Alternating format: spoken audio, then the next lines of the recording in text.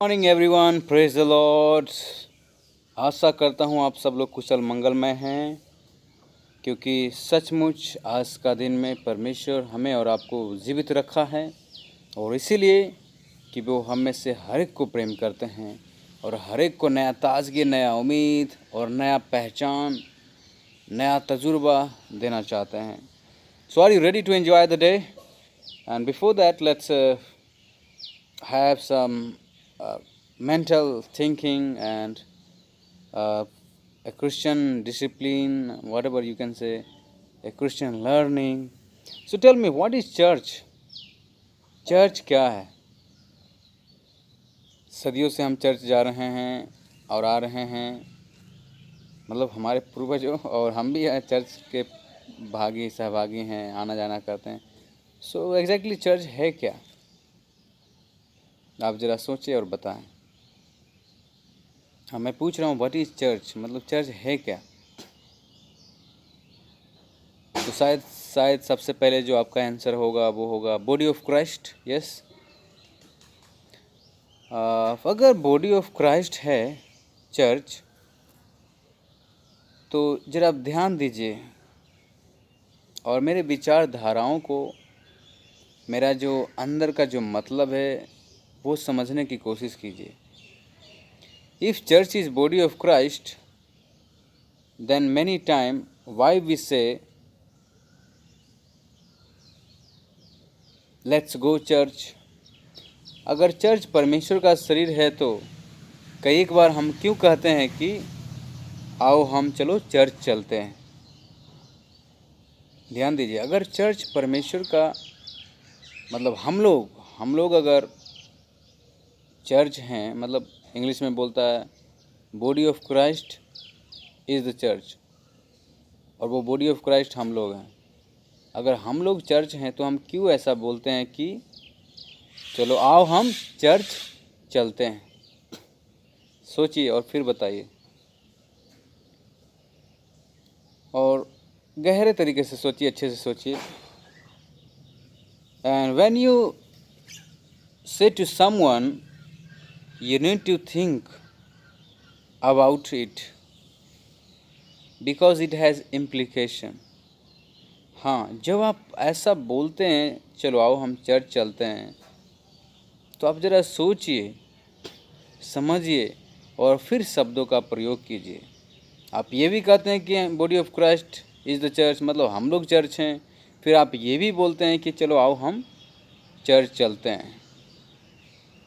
तो कई एक बार हम कंफ्यूज हो जाते हैं या लोग कंफ्यूज हो जाता है, और इसीलिए चर्च के प्रति आज एक गलत विचारधारा समाज में उत्पन्न है। समझ रहे मेरे बातों को? हाँ, समझने की कोशिश कीजिए।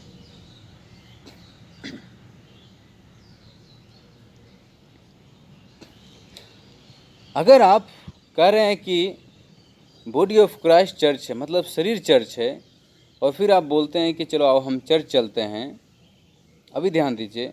If you say let's go church and you are saying God is living in this building,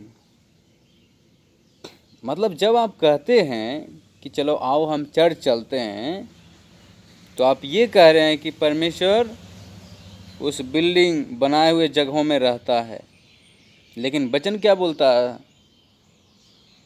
तुम पवित्र आत्मा का मंदिर हो। तो देख रहे हैं आप कॉन्ट्रडिक्शन। जब आप ये बोल के ये समझते नहीं हैं, आप ये कहते हैं कि हम लोग परमेश्वर प्रभु यीशु मसीह का मंदिर हैं, और फिर आप ये कहते हैं, लोगों को ये एक ढांचा बना दिए हैं कि चलो और हम चलते हैं चर्च। तो क्या कहना चाहिए, कैसे लोगों को समझाना चाहिए कि चर्च सही मायने में है क्या, और वो जगह जहाँ पे आराधना होता है उसे क्या कहेंगे?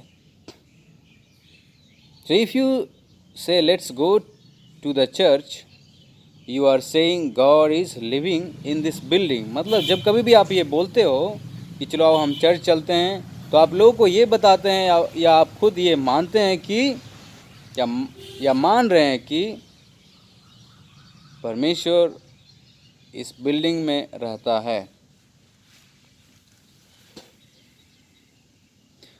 सभी समझने वाली बात ये है कि ठीक है, अभी हमें स्पष्ट हो गया कि चर्च बिल्डिंग नहीं है, वो ईंटे का जो बनाया हुआ दीवार है चर्च, सही मायने में वो नहीं है।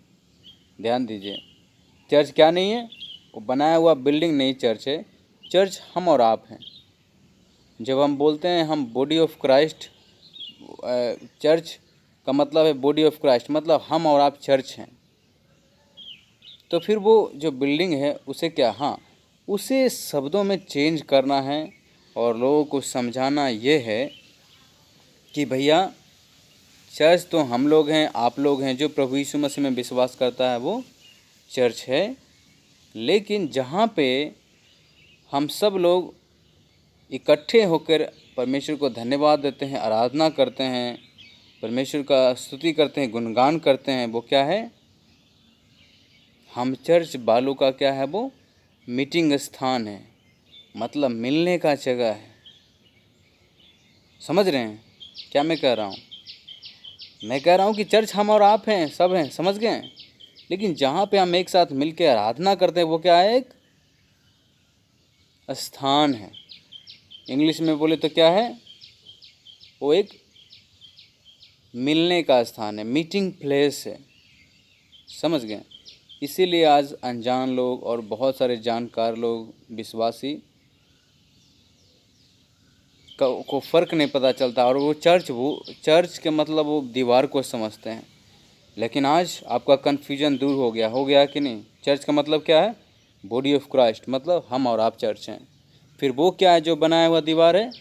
वो एक मिलने का जगह है। तो आप ज़रा सोच समझ के अगले बार से ये शब्द को यूज कीजिए। हाँ ठीक है, क्योंकि समाज में एक अलग अंडरस्टैंडिंग बन गया है। समाज में क्या है, एक अलग ही सोचने समझने का नज़रिया, तजुर्बा बन गया है चर्च के प्रति। हम दीवार को ही चर्च कह रहे हैं, जबकि चर्च ये शरीर है, आपका शरीर है, जो प्रभु यीशु मसीह में विश्वास करता है चर्च वो है। ठीक है, तो आप कैसे कहेंगे कि जब आप लोगों को कहेंगे कि हाँ भाई चलो आज आराधना करते हैं मिल के, तो उस पर्टिकुलर जगह को क्या बोलेंगे? आराधनालय बोल सकते हैं। तो शब्दों का बहुत बड़ा फ़र्क है, और मैं यही समझाना चाहता था आज का सुबह, क्योंकि मैं चाहता हूँ मसीह में बने रहो और मसीह में बढ़ते रहो। अधूरा ज्ञान खतरे का घंटी है, और एक परिपक्व मसीह को क्या है? मसीह में आगे बढ़ना ही क्या है? एक अपने आप में ज्ञान है। इसलिए ऐसे समय में, चैलेंजिंग चुनौती भरा समय में, हम सही ज्ञान पाकर, बिब्लिकल ज्ञान पाकर दूसरों के लिए आशीष का कारण बने। और लास्ट में एक और बात मैं कहूँगा कि चर्च पापियों का स्वास्थ्य केंद्र है, ना कि संतों के लिए संग्रहालय है। समझने की कोशिश कीजिए, हम पापियों के लिए वो क्या है? स्वास्थ्य केंद्र है, ना कि संतों के लिए क्या है? संग्रहालय है। तो मतलब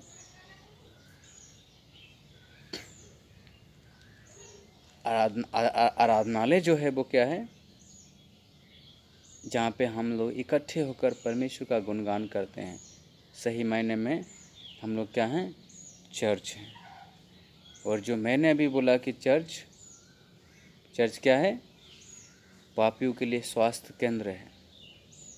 मतलब जब हम पवित्रताई में एक साथ बैठते हैं, परमेश्वर की आराधना को करते हैं, हम क्या हो जाते हैं? शारीरिक तरीके से स्वस्थ हो जाते हैं, आत्मिक तरीके से स्वस्थ हो जाते हैं।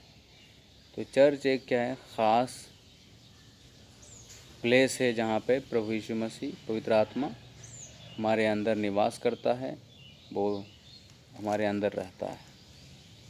तो लोगों को भी इसके बारे में बताइए और परमेश्वर को महिमा दीजिए कि सचमुच परमेश्वर आपको और हमको चाहता है कि हम प्रतिदिन बढ़ें वो ये नहीं चाहता कि हम दूध पीने वाले बच्चे रहें।